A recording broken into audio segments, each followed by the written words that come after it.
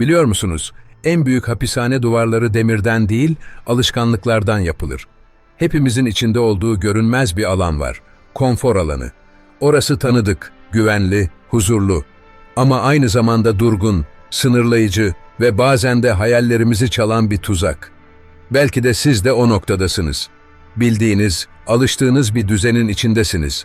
Ama içinizde bir şeyler eksik. Daha fazlasını yapabileceğinizi biliyorsunuz ama bir türlü harekete geçemiyorsunuz. Çünkü bilinmezlik korkutuyor. Ya başarısız olursam? Ya yeterince iyi değilsem?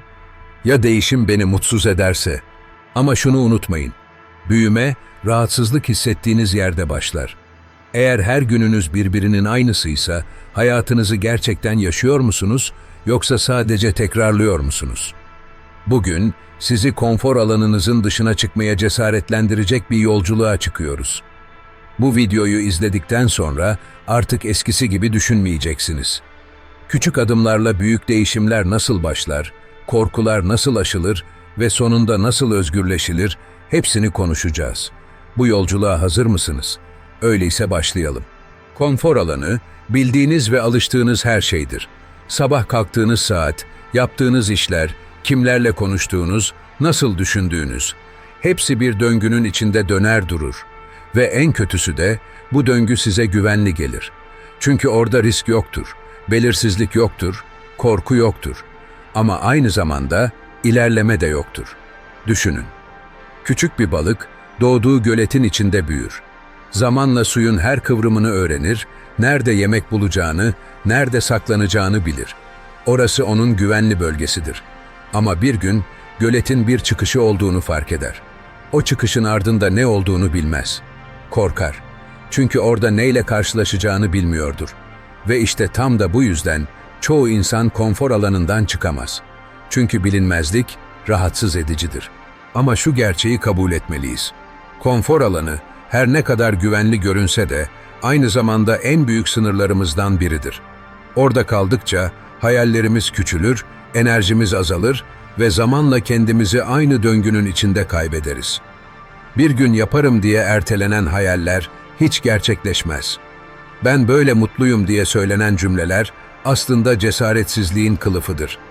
Peki, bu döngüyü nasıl kıracağız? Konfor alanından çıkmak nasıl mümkün olacak? İşte burada önemli olan büyük adımlar atmak değil, doğru adımları atmak. İnsan kendini bir anda bilinmeze bırakmaz ama küçük küçük sınırlarını zorlamaya başladığında yeni bir dünyanın kapıları açılır. Şimdi şu soruyu kendinize sorun. Gerçekten olduğunuz yerde mutlu musunuz, yoksa alışkanlıklarınız mı sizi burada tutuyor? Cevabınızı içinizde hissedin. Çünkü bundan sonraki adımlar tam da bu sorunun cevabına göre şekillenecek.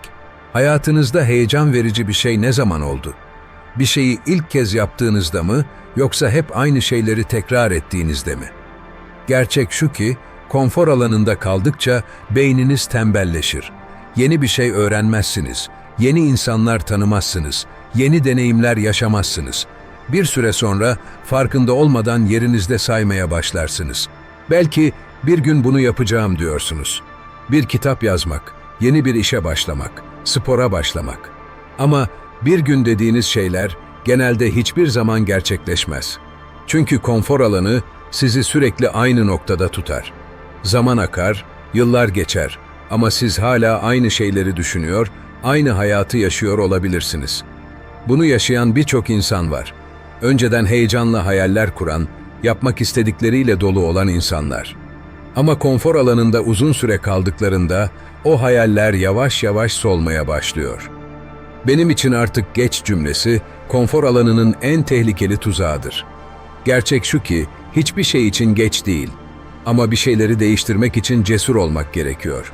Bir şeyi ne kadar uzun süre yapmazsanız ona karşı o kadar çok korku beslersiniz. Yeni bir dil öğrenmek istiyorsanız ama hiç başlamıyorsanız bir süre sonra benim kapasitem yok diye düşünmeye başlarsınız. İnsanlarla konuşmak istiyorsanız ama yıllarca bunu ertelediyseniz ben böyleyim diyerek kabullenirsiniz. Ama gerçek şu, böyle değilsiniz. Sadece yeterince denemediniz. Şimdi kendinize sorun. Kaç hayalimi zamanı gelmedi diye erteledim? Kaç kere konfor alanımda kalıp risk almaktan kaçındım? Hayatımı gerçekten yaşıyor muyum yoksa sadece tekrar mı ediyorum? Bunları düşünmek acı verici olabilir ama değişim tam da burada başlar. Konfor alanının sizi nasıl yavaş yavaş tükettiğini fark ettiğiniz an ilk adımı atmış oluyorsunuz. Şimdi en önemli kısma geldik. Konfor alanından nasıl çıkılır? Çünkü sadece farkında olmak yetmez. Harekete geçmek gerekir. Ama burada çoğu insan hata yapıyor. Büyük ve ani değişimler yapmaya çalışıyorlar. Sonra başaramayınca tekrar eski alışkanlıklarına dönüyorlar. Halbuki asıl mesele küçük ama istikrarlı adımlar atmaktır. İşte konfor alanınızdan çıkmanız için uygulayabileceğiniz adımlar. 1. Küçük bir şeyle başlayın. Beyniniz değişime direnç gösterir. Ama eğer değişimi küçük başlatırsanız, beyin bunu büyük bir tehdit olarak algılamaz. O yüzden büyük hedefler koymak yerine her gün küçük bir şey yaparak sınırlarınızı genişletin. Eğer insanlarla konuşmakta zorlanıyorsanız, her gün bir kişiye selam verin. Eğer yeni bir beceri öğrenmek istiyorsanız, ilk gün sadece 10 dakika çalışın. Eğer spor yapmak istiyorsanız, birden 1 saatlik programlara girmek yerine her gün 5 dakika hareket edin. Bu küçük adımlar zamanla büyüyecek. Ama en zor olan ilk adımı atmaktır. 2. Rutinlerinizi değiştirin. Konfor alanı, alışkanlıklardan oluşur. Hep aynı yolları yürür, aynı insanlarla konuşur, aynı şeyleri yaparsınız. O yüzden küçük de olsa rutinlerinizi değiştirin. Gittiğiniz yolları değiştirin. Yeni sokaklardan geçin. Kahve içtiğiniz yeri değiştirin. Hep aynı türde içerikler izliyorsanız farklı bir şey izleyin. Bunlar küçük gibi görünse de zihninize değişim kötü bir şey değil mesajını verir. 3. Konfor alanınızın dışında bir şey yapın.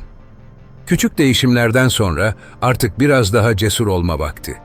Her hafta sizi biraz zorlayacak ama imkansız hissettirmeyecek bir şey yapın. Daha önce hiç gitmediğiniz bir etkinliğe katılın.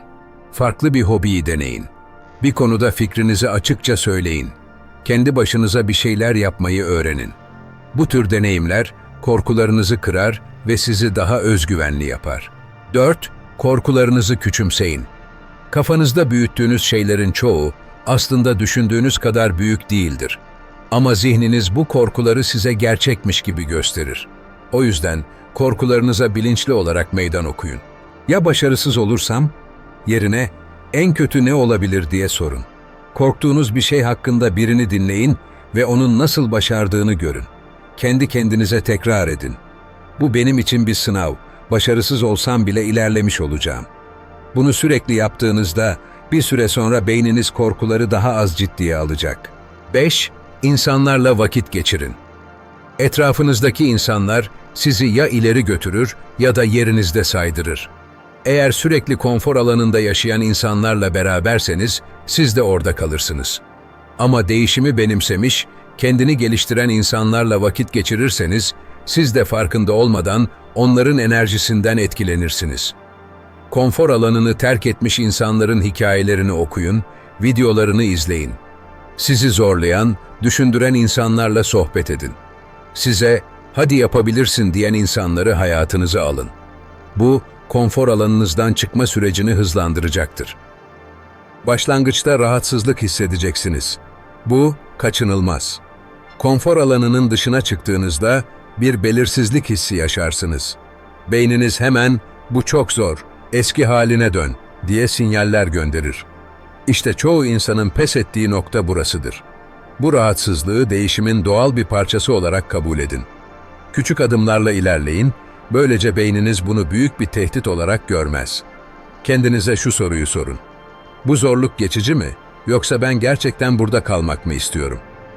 Çoğu zaman o rahatsızlık hissinin geçici olduğunu fark edersiniz. Yeter ki devam edin. Çevrenizdeki insanlar değişiminize anlam veremeyebilir. Bazı insanlar sizin konfor alanınızdan çıkmanızı istemez. Bunun sebebi kötü niyetli olmaları değildir. Onlar da kendi alışkanlıklarının içinde kalmıştır ve sizin değişiminiz onlara kendi değişemediklerini hatırlatır. Eleştirileri kişisel algılamayın. İnsanlar genellikle kendilerinin yapamadıklarını başaranlara tepki gösterir. Size destek olan insanlarla daha fazla vakit geçirin. Eğer kimse sizi desteklemiyorsa kendinize şu soruyu sorun.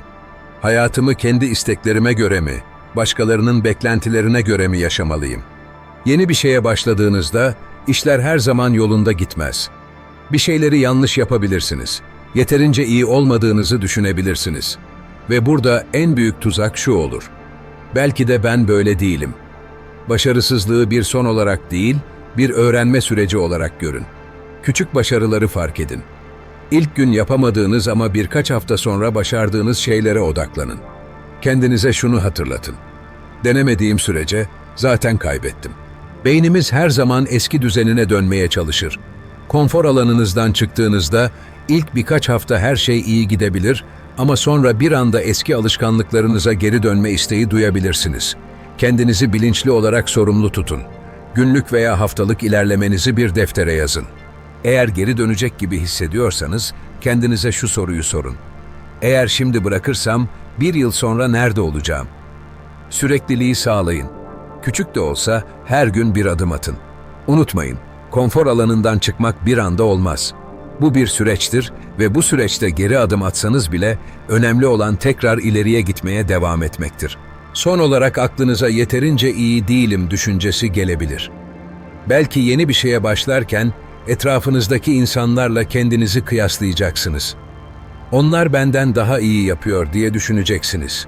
Ve bu, pes etmeye en yakın olduğunuz anlardan biri olacak. Başkalarıyla değil, kendinizle yarışın. Bugünkü siz, dünkü sizden daha iyi mi? Önemli olan bu. Başlayan herkesin bir noktada acemi olduğunu hatırlayın. Hiç kimse en baştan mükemmel değildir. Küçük başarıları kutlayın. Bugün bir adım attıysanız, bu bile büyük bir şeydir. Ama unutmayın, bugün başlamazsanız, yarın da başlamayacaksınız. Şimdi kendinize sorun: konfor alanınızdan çıkmak için bugünden itibaren ne yapabilirsiniz? Stoacı filozoflar, insanın en büyük düşmanının dışarıdaki zorluklar değil, kendi içindeki korkular olduğunu söyler. Seneca, zorluklar korkularımızdan çok daha az acı verir. Asıl yük, onları nasıl karşıladığımızdır, der. Yani, yaşadığımız şeyler değil, onlara verdiğimiz anlam bizi durdurur. Konfor alanı da tam olarak böyle bir yanılsamadır. Güvenli olduğunu sanırsınız ama aslında sizi güçsüzleştiren bir tuzaktır. Çünkü Stoacılara göre rahatlığa alışmak insanın doğasına aykırıdır. Marcus Aurelius der ki, zorluklardan kaçınmak seni güçlü yapmaz. Aksine zorluklarla yüzleşerek kendini geliştirirsin. Epiktetos, insanın ancak zorluklarla gelişebileceğini söyler. Stoacılar, kendilerini bilinçli olarak zor koşullara sokarak güçlenmeye çalışırlardı. Seneca, dönem dönem fakir gibi yaşamayı, en basit yemeklerle yetinmeyi denerdi. Çünkü rahatlığa alışmanın insanı güçsüzleştirdiğini bilirdi.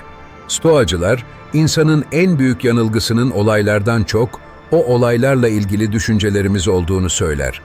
Marcus Aurelius şöyle der: korktuğun şey seni öldürmez ama korkuların seni felç eder.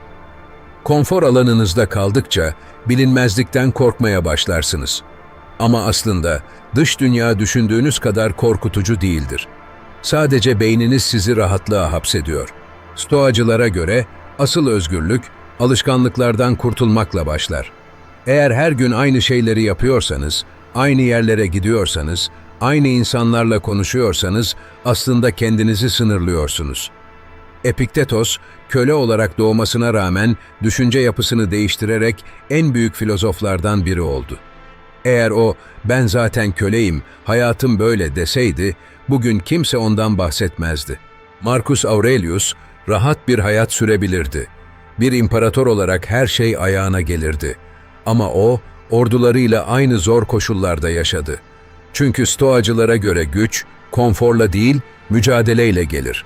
Konfor alanınızda kaldıkça, kendinizi geliştirmenin ne demek olduğunu unutursunuz. Ancak sınırlarınızı zorladığınızda, kim olduğunuzu gerçekten keşfedersiniz. Stoacılara göre, hayatın en büyük amacı rahat etmek değil, güçlü ve dirençli bir karakter geliştirmektir. Eğer sürekli aynı şeyleri yapıyorsanız, gerçek anlamda yaşadığınızı söyleyebilir misiniz? Bugün burada konuştuğumuz her şey, sizin harekete geçmenizi sağlamak için. Küçük bile olsa bir adım atın. Bir korkunuzla yüzleşin. Yeni bir şey deneyin. Rahatsız olun. Çünkü rahatsızlık, büyümenin işaretidir. Ve unutmayın, yalnız değilsiniz. Bu kanal, gelişmek isteyen, kendini zorlamak isteyen, hayatta daha güçlü bir duruş sergilemek isteyen insanlar için var. Eğer bu yolculukta bizimle devam etmek istiyorsanız, abone olmayı unutmayın. Bu içerikleri daha fazla insana ulaştırmak için beğenerek destek olabilirsiniz. Ayrıca, bu videoların daha güçlü olmasına katkıda bulunmak için süper teşekkür ile destek olabilir veya katıl butonuna basarak topluluğumuzun özel bir parçası olabilirsiniz. Katılan herkese teşekkürler. Birlikte büyüyoruz. Şimdi sizden bir şey istiyorum. Bu hafta konfor alanınızdan çıkmak için hangi adımı atacaksınız? Yorumlara yazın, birlikte bu yolculuğu sürdürelim.